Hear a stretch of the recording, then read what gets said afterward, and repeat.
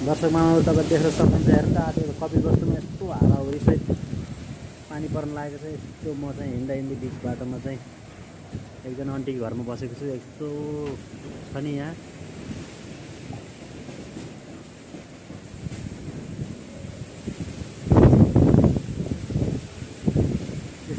चङ्कीपुरबाट video गर्दैछु मैले। चङ्कीपुरमा यस्तो भइरहेको छ हेर्नु, बाटोमा हिँड्न सकिन्न।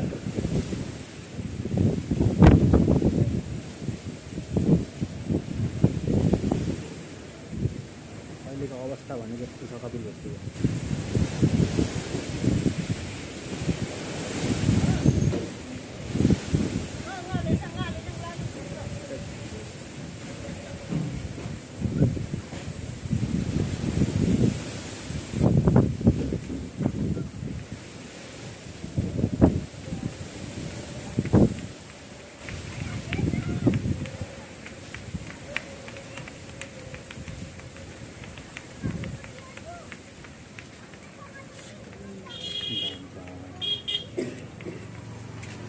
हावाहुरी कति ठुलो हावा लाग्यो।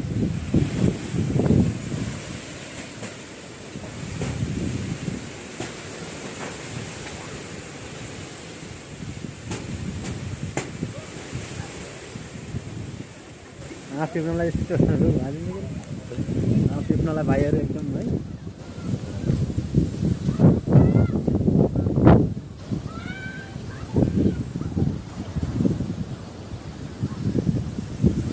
धेरै भएछ, कति बजेको